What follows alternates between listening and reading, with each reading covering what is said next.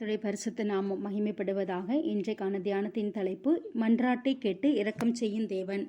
அவர்களுடைய பிதாக்களின் தேவனாகிய கர்த்தர் தமது ஜனத்தையும் தமது வாசஸ்தலத்தையும் காப்பதற்காக இரக்கமுள்ளவராய் இருந்தபடினால் அவர்களிடத்திற்கு தம்முடைய ஸ்தானாதிபதிகளை ஏற்கனவே அனுப்பினார் என்று 2 நாளாகமும் 36:15 எழுதப்பட்டுள்ளது. நம்முடைய கர்த்தர் இரக்கமும் மன உருக்கமும் நிறைந்த சத்தியமுள்ள தேவன். அவர் தம்முடைய கைகளின் கிரியைகளாக ஜனங்கள் அழிந்து போவதை விரும்புகிற தேவன் அல்ல. ஆனால் கர்த்தர் செய்யக்கூடாது என்று விளக்கின பாவங்களை கர்த்தரை அறிந்த இஸ்ரவேல் ஜனங்கள் துணிகரமாக செய்தார்கள். அநேக தீர்க்கதரிசிகளை ஸ்தானாதிபதிகளை அனுப்பி கர்த்தர் தம் ஜனங்களை எச்சரித்தார். நம் கர்த்தர் இரக்கமுடையவராய் இருப்பதினால் மனம் திரும்புவதற்கான தருணங்களை ஒவ்வொருவருக்கும் கொடுக்கிறார். ஜனங்கள் உணர்வுள்ள இருதயத்தோடு மனம் திரும்பும் போது தான் செய்வேன் என்று நினைத்த தண்டனைகளை மாற்றி போடுகிற தேவனாயிருக்கிறார். இப்படிப்பட்ட காலகட்டத்தில் தான் கர்த்தர் எரேமியா தீர்க்கதரிசியை தெரிந்து கொண்டு பேசுவதற்காக அழைத்தார். எரேமியா 1:18 கர்த்தர் எரேமியாவை பார்த்து, இதோ தேசம் அனைத்துக்கும், யூதாவின் ராஜாக்களுக்கும் அதன் பிரபுக்களுக்கும் ஆசாரியர்களுக்கும் தேசத்தின் ஜனங்களுக்கும் எதிராக நான் உன்னை இன்றைய தினம் அரணிப்பான பட்டணமும் இருப்பு தூணும் வெண்கல அலங்கமும் ஆக்கினேன் என்பது. எரேமியாவின் அழைப்பு ஒரு சவாலான அழைப்பு.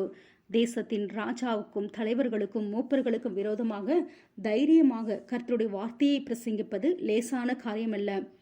அவர்கள் உனக்கு விரோதமாக யுத்தம் பண்ணுவார்கள், ஆனாலும் உன்னை மேற்கொள்ள மாட்டார்கள். உன்னை ரட்சிக்கும்படி நான் உன்னோடு இருக்கிறேன் என்று கர்த்தர் சொல்லுகிறார் என்றார். கர்த்தர் கட்டளையிட்ட யாவற்றையும் எரேமியா தீர்க்கதரிசி பேசினார். கர்த்தர் தம்முடைய தீர்க்கதரிசிகளை கொண்டு ஜனங்களோடு பேசும்போது தம் வார்த்தைகளை தீர்க்க தரிசனமாக அறிவித்தார். அது மாத்திரமல்ல, தீர்க்க தரிசன செய்கைகள் மூலமாகவும் எல்லா ஜனங்கள் புரிந்து கொள்ளும் வகையிலும் கர்த்தருடைய வார்த்தை கடந்து வந்தது.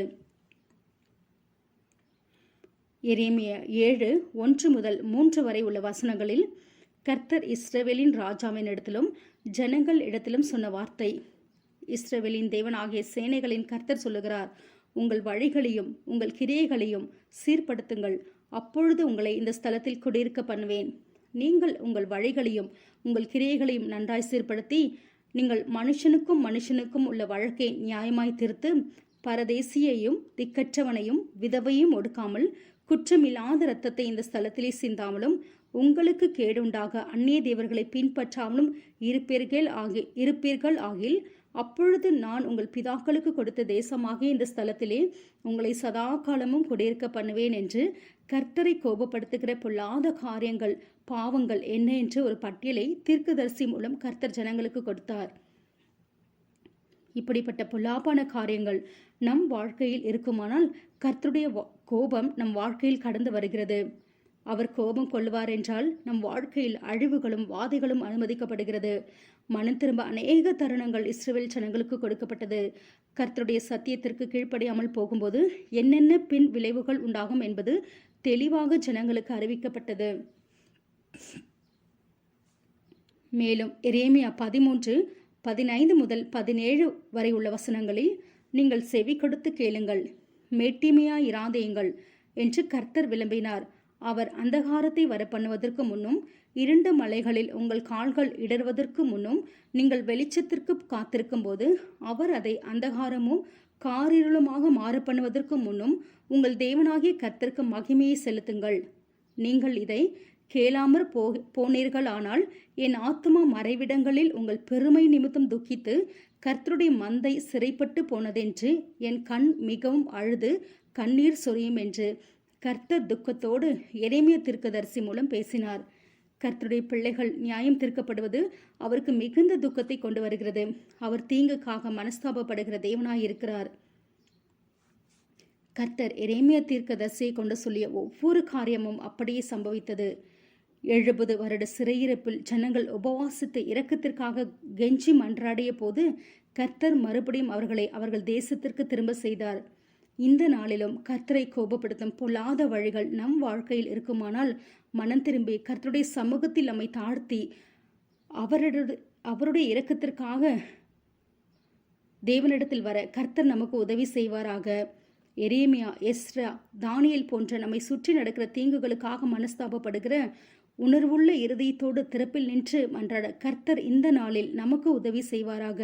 இயேசு கிறிஸ்து சிலுவையில் தம் இரத்தத்தை சிந்தி நம்மை மீட்டு கொண்டபடியால் நாம் நீதிமான்களாக மாற்றப்படுகிறோம். இயேசு கிறிஸ்துவின் இரத்தம் எல்லா பாவங்களையும் அக்கிரமங்களையும் நீக்கி நம்மை சுத்திகரிக்கும். அவரை நோக்கி கூப்பிட்டு நம்முடைய அக்கிரமங்களையும் பொல்லாப்புகளையும் அறிக்கை செய்து மனம் திரும்பி விட்டுவிட கர்த்தர் இந்த நாளில் நமக்கு உதவி செய்வாராக. ஆமேன். ஜெபிப்போம். இரக்கமும் மன உருக்கமும் நிறைந்த எங்கள் அன்பின் தேவனே, உம்முடைய குமாரனாகிய இயேசு கிறிஸ்துவை இந்த உலகத்தில் அனுப்பி எங்களை மீட்டுக் கொண்டபடியால் உமக்கு ஸ்தோத்திரம். சிலுவையில் ஜெயம் எடுத்த இயேசு கிறிஸ்துவே, எங்கள் எல்லைகளில், குடும்பங்களில், தேசங்களில் காணப்படும் உம்மை கோபப்படுத்துகிற ஒவ்வொரு பொல்லாத வழிகளையும் அக்கிரமங்களையும் விட்டு திரும்ப உணர்வுள்ள இருதயத்தை எங்களுக்கு தாரும். எங்கள் குடும்பங்களில், தேசங்களில் அனுமதிக்கப்பட்ட எல்லா வாதைகளையும் நியாயத்தீர்ப்புகளையும் விலக்கி எங்கள் எல்லைகளில் சேமத்தை கட்டளையிடும். இயேசுவின் நாமத்தில் ஜெபிக்கிறோம் நல்ல பிதாவே. ஆமேன். ஆமேன்.